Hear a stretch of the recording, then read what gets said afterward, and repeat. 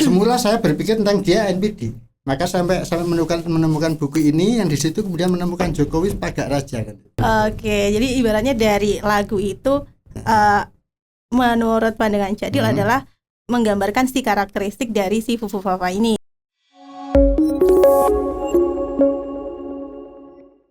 Membahas NPD, covert NPD. Sebenarnya kalau melihat dari pembahasan ini, ada nggak sih tokoh-tokoh mungkin terdahulu yang juga memiliki karakteristik NPD ini? Ya. Kalau khususnya dari kajian Bill Eddy ini, Dr. Bill Eddy ini, dia langsung ke sana. Jadi justru sejak zaman dulu sudah ada figur-figur pemimpin yang seperti itu. Dia contohkan Hitler, yang pasti yang Hitler, kemudian ada Lenin ya, Stalin ya, ada Stalin, ada Mao Zedong ya, Cina, kemudian bahkan yang lebih ini lagi ya, itu adalah itu. Jadi yang dia lakukan sama. Jadi tadi bikin drama, bikin apa, memecah belah, mengadu domba gitu loh. Jadi itu, dan tidak punya empati dia, tidak punya empati. Dia sibuk dengan dirinya sendiri. Oke, gitu. Berarti dengan kata lain, sifat NPD ini sebenarnya sudah ada sejak zaman jahiliyah ya sebetulnya. Iya, bukan jahiliyah ya, sejak ini mungkin ya sejarah umat manusia, karena itu saya kira kan nyangkut di gen ya. Mungkin loh ya kalau ada ini nyangkut di gen, apalagi misalnya Fir'aun kan sempat punya keturunan entah ya. Kemudian sampai ke salah satunya ke Eropa, mungkin ada yang ke Jawa, ada yang kemana bisa jadi kan. Terus merembet iya, gitu. Jadinya mungkin saya itu juga bagian dari itu, cuman belum tahu aja kan. Belum bisa dirunut. Iya, padahal saya kan bagian dari itu juga sebetulnya. Cuman karena nggak punya kekuasaan aja, jadi nggak melakukan itu. Bisa jadi.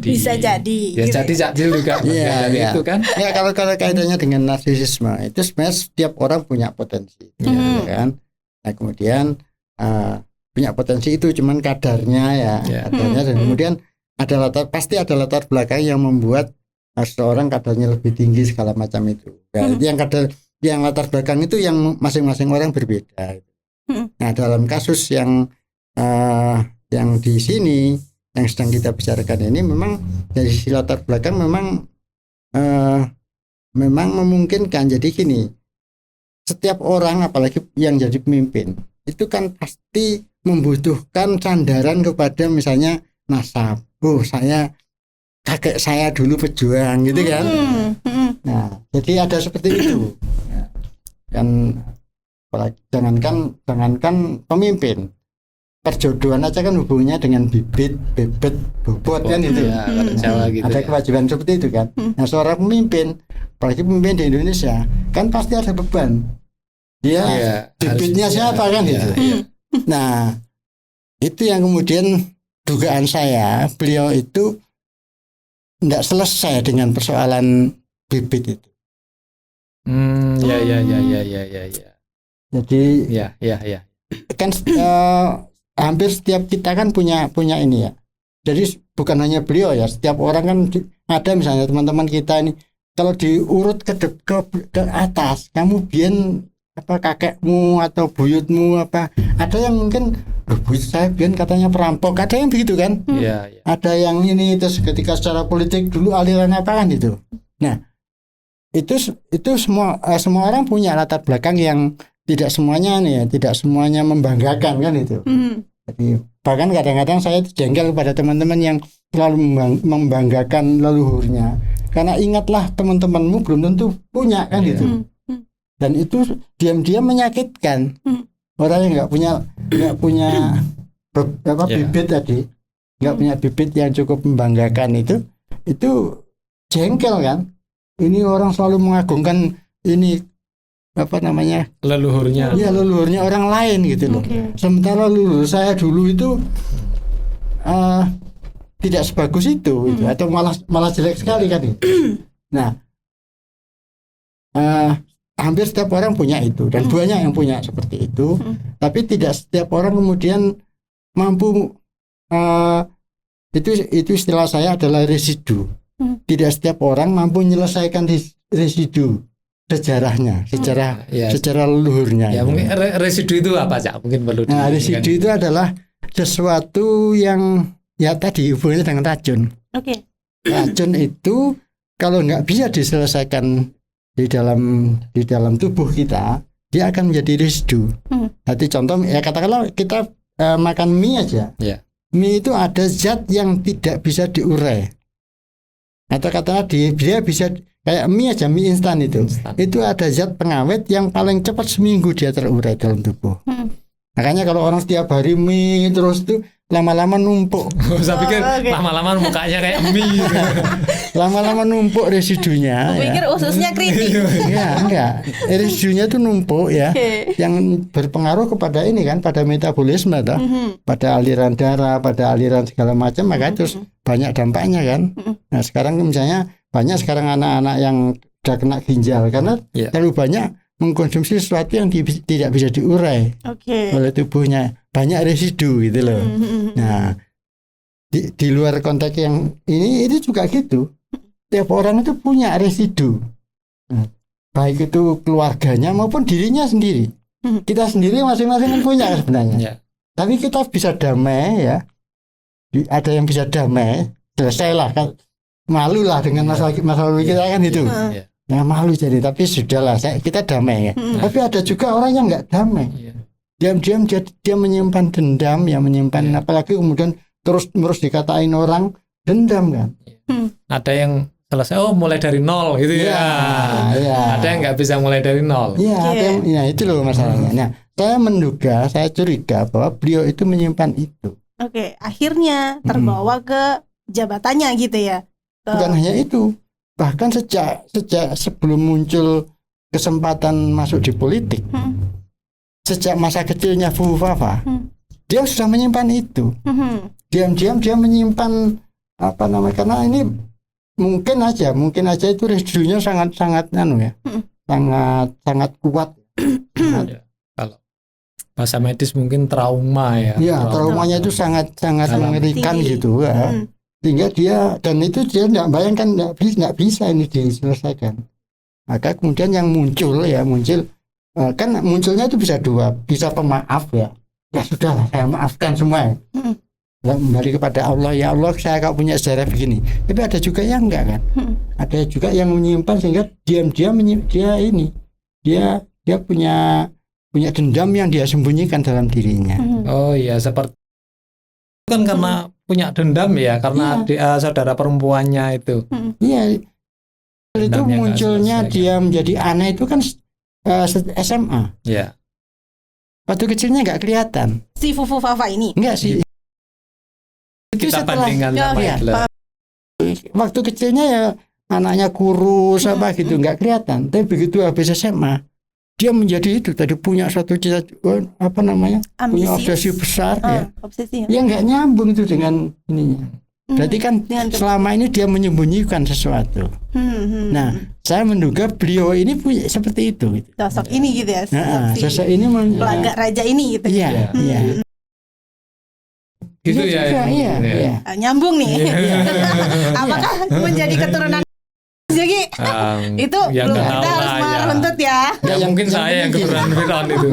Yang penting kalau saya begini, yang penting adalah semakin banyak orang memahami bahwa ini nggak sederhana ini.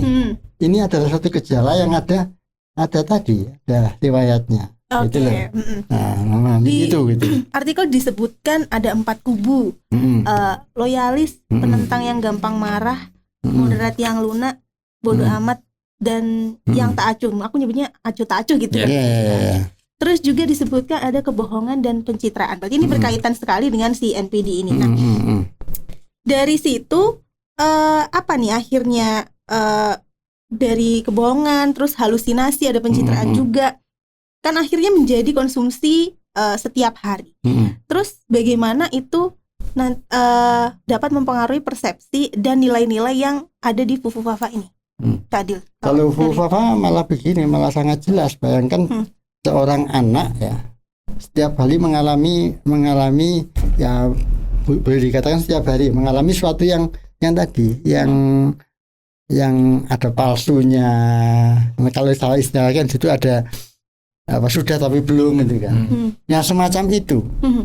Yang dia terima setiap hari adalah situasi yang tadi, karena orangnya sedang menyembunyikan sesuatu. Ya, dan karena seorang narsis cirinya adalah sebenarnya dia nggak peduli pada anaknya, nggak peduli sebenarnya. Dia lebih peduli kepada dirinya, gitu loh. Maka di mana-mana orang NPD itu problemnya, pertanyaannya ada pada anaknya gimana? Ya kalau dia tidak menjadi sasaran, menjadi supply, dia menjadi ya udah nggak peduli ya. Si NPD itu nggak peduli anak jadi apa, nggak peduli, nggak peduli anak menderita, nggak peduli dia. Dia sibuk dengan dirinya, jadi penuh dirinya itu penuh dengan mimpinya, obsesinya gitu loh. Dirinya sendiri gitu ya. Iya, dirinya sendiri. Maka saya membayangkan ketika masa kecilnya Bu Ufa, dia mengalami itu. Mengalami sungguhnya orang tuanya ini tidak tulus sebagai bapak, gitu loh. Itu intinya di sana. Beda kan kalau tulus sebagai bapak kan beda. Oke. Ada lagi nih, Cak Dil, terkait bisikan di Gua Langse. Nyebutnya Gua Langse. Terus disebut juga ada detoksifikasi lebih ke keracunan tadi ya gitu. Ini seperti apa sih maksudnya gitu? Bisikan Gua Langse ini? Nah, kalau Gua Langse itu kan isu bahwa salah satu dukun beliau itu kan di Gua Langse. Saya pikir itu cerita dari Nogososro Sabrinten juga. Ya ada Gua Langse di sana di Gunung Kidul apa di sekitar sana Gua Langse, dan itu cerita itu. Kemudian ada lagi cerita yang ngasih masukan kepada seseorang bahwa Bu Fawa ini dua kali lebih berbahaya. Potensinya lebih berbahaya dari Pelaga Raja. Mungkin apa nih yang ada orang tua yang bisikin gitu sama seseorang. Oh gitu. Oh ada orang tua yang membisikin tapi disebutnya Gua Langse itu tadi. Enggak, saya menyebutkan Gua Langse. Tapi ada orang tua artinya orang yang dianggap waskito gitu. Bisikin kepada salah satunya kepada Koni siapa? Koni Rahakundini. Pada Koni bilang bahwa ini dua kali lebih bahaya dari. Mungkin ada ini Cak Dil, apa yang membuat orang itu sampai akhirnya mengatakan bahwa si Fufuwa ini lebih berbahaya nih dari bapaknya gitu. Itu kalau dari si orang tua tadi kan penerawangan ya, biasa penerawangan. Penerawangan goib gitu ya ibaratnya. Makanya kurang main ke ini ke orang tua. Nah, penerawangan. Sudahnya tak terawang dulu. Gitu misalnya. Mau dong jadinya terawang. Oke, berarti itu lebih ke penerawangan aja gitu ya berarti. Oke. Intinya ya sekarang sih mungkin kayak si Bu masih mencari-cari ya. Tapi kita melihat bahwa bukan hanya Bu Fawa, adiknya juga misalnya ketika sekarang rame-rame ada isu Adi Jokowi, dia malah bikin kaos Adi Jokowi yang itu.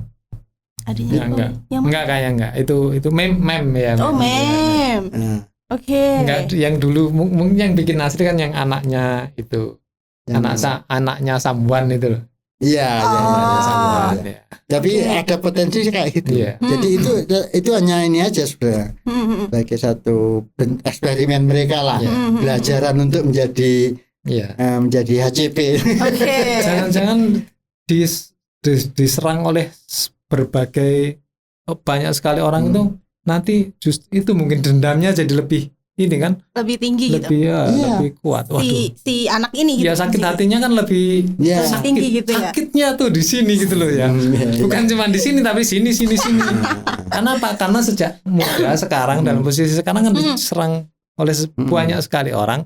Makanya sakitnya di berbagai tempat. Menumpuk bisa jadi menumpuk. Sini. Oke. Berarti bisa aku sebut kalau karena dia tumbuh di lingkungan yang toksik tadi gitu ya, toksik itu akan menjadikan seseorang ini menjadi lebih beracun dari pihak yang toksik gitu berarti ya. Kecuali kalau dia mampu melakukan detoksifikasi. Tapi yang harus melakukan kan harus melakukan dia sendiri kan, dia sendiri atau lingkungannya. Pakai minum air degan gitu. Harus banyak minum air degan. Nah, dari pandangan Cak Dil sendiri untuk detoksifikasinya sendiri ini sudah belum kira-kira sudah dilakukan belum sama si sosok si anak ini yang kan si anak ini kan diibaratkan terpapar racun sejak dini. Iya. Nah, kemudian pandangannya karena sudah menulis artikel ini, pandangannya apakah sudah melakukan detoksifikasi atau seperti apa? Saya pesimis kalau masing-masing melakukan detoksifikasi.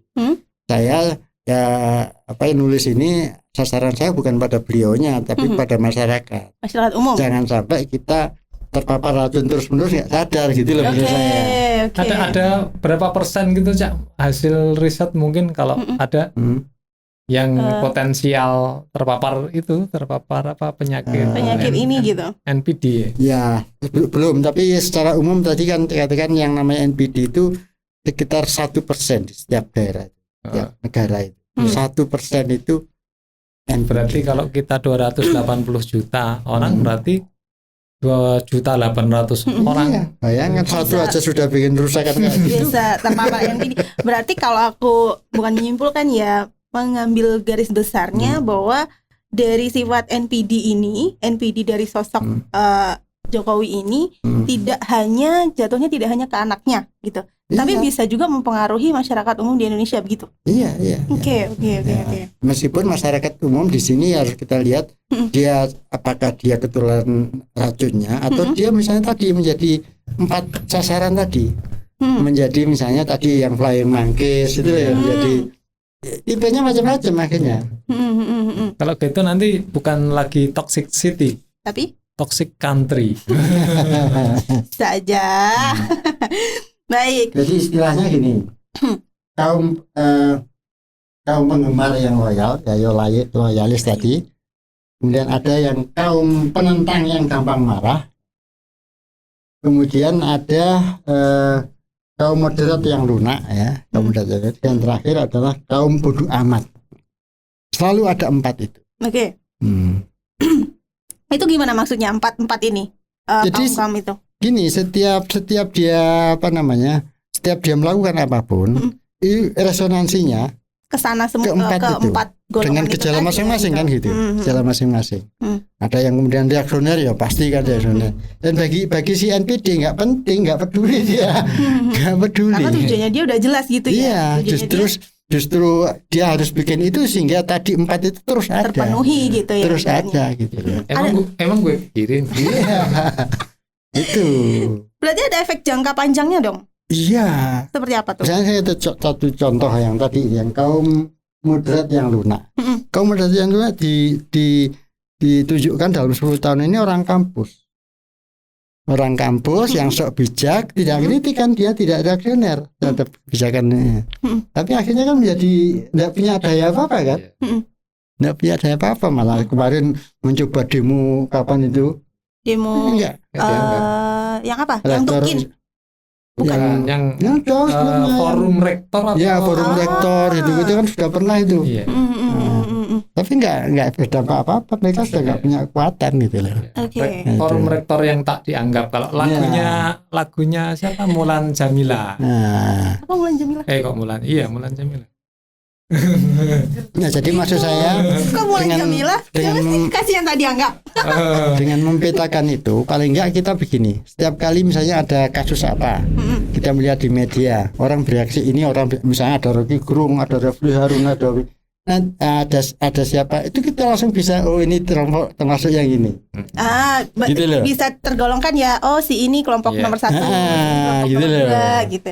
Oke, dari reaksi itu sudah kelihatan. Gitu. Dari situ. Nah, terus sebenarnya gimana sih cara mengenali sifat toxicity atau NPD ini dari pemimpin negara? Bisa nggak sih sebenarnya dikenali gitu? Harusnya bisa kan? Atau susah untuk dikenali? Atau masyarakat harus seperti apa biar mereka bisa mengenali? Sebenarnya si ini Bill Ed ini sedang melakukan pendidikan di Amerika itu. Urusannya dia mendidik orang untuk mengenali. Memang nggak bisa langsung diomongkan ya, orang kita harus kenal betul. Tadi makanya dengan mengenali indikator-indikator. Pakai tes psikologi ada enggak? Kalau sebenarnya kalau kan siapapun ya, biasanya calon pemimpin itu kan ada tes kesehatan. Salah satunya psikologi. Tapi ya siapa yang berani mau ngomong gitu?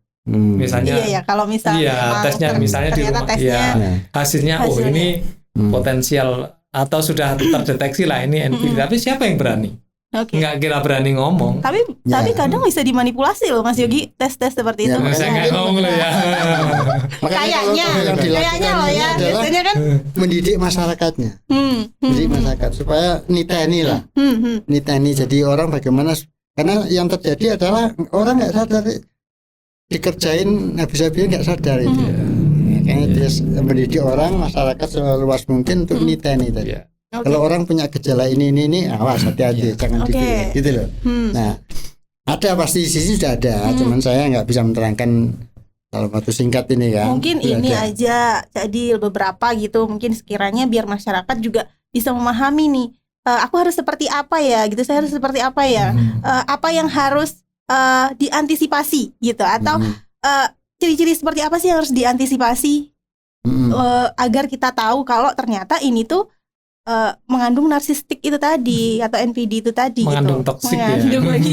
Kalau si sosok pemimpin ini ternyata memiliki NPD gitu atau memiliki maksud-maksud tertentu gitu. Kalau yang terhadap pemimpinnya sudah ada, ya tadi itu aja. Jadi kalau saya sudah ini NPD kan itu, karena dia NPD maka terhadap perilaku dia jangan langsung bereaksi gitu loh, ketawain aja gitu. Kalau bahasanya orang yang gimana cara menghadapi NPD, itu salah satu yang ini kan adalah yang namanya super empat. Super empat itu orang yang sangat punya empati tinggi, dia ketawa aja. Oh iya, jogetin aja. Iya, jogetin aja. Kalau melihat NPD kan itu, apapun yang dia lakukan gitu. Udah jogetin aja. Dan dia itu lama-lama bisa bikin dia. Kalau banyak orang melakukan itu, putus asa dia begini kan itu. Oke. Nah, itu minimal itu. Tapi bisa ya sebenarnya langkah-langkah apa gitu untuk mencegah pembentukan sifat ini gitu. Apa kira-kira? Jadi gini, jangan dicampur aduk. Pertama adalah yang pada yang sudah ini adalah kita tadi.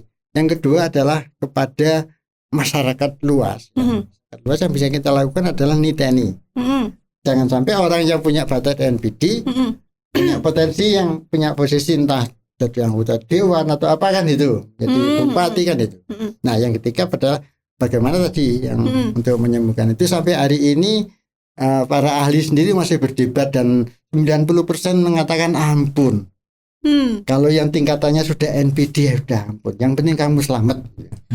Nah, itu selalu gitu. Oke, berarti untuk masyarakat lebih kayak pengawasan gitu ya, mengawasi lebih detail atau mengawasi jangan detail, sampai salah. Memilih pemimpin yang salah seperti itu ya. Seperti yang itu. utama itu. Begitu juga dalam kalau perjodohan juga saya lihat itu orang berdebat itu ya nggak bisa. Kalau perjodohan sudah terlanjur gimana? Tinggal bagaimana menjalani kan itu. Mas Yogi mau menambahkan? Iya, saya pikir ini kan masalah yang besar ya sekarang. Karena apa? Karena yang dipilih itu tidak hanya satu loh, tidak hanya presiden saja. Setiap kabupaten kota itu memilih, betul. Provinsi memilih. Ibaratnya punya pemimpin masing-masing ya. Iya, jadi 700-an lah ya. Begitu, coba bayangkan misalnya 1% ya dari 700 ini, kita taruhlah kasarnya, bahkan desa ada 84.000 mungkin. Iya. Coba bayangkan kalau 84, taruh 85.000 desa, kemudian kabupaten kota ada 500 sekian, provinsi ada 30 sekian, termasuk anggota DPR sekian. Itu taruhlah misalnya 10%-nya ya 90.000 lah. Coba kalau 90.000 itu 1%-nya kena itu, berarti berapa? 900 daerah yang terkena, kena toksik macam itu. Karena dari pemimpinnya yang seperti itu. Gitu karena kan tadi kalau hitung-hitungannya kan 1%, 1% kemungkinan yang akan penyintas ini. Istilahnya 1% aja udah sangat membahayakan gitu. Bisa disebut membahayakan nggak sih? Yang dipilih dari kepala desa, belum lagi kan nanti dibelah lagi. Ternyata RT-nya juga dipilih. Tambah banyak lagi. Betul lagi. Nanti RT-nya NPD lagi. Seperti siapa? Yang punya Rubicon sampai 7. Ya, Lurah Karim. Itu jangan-jangan itu kena waham itu juga.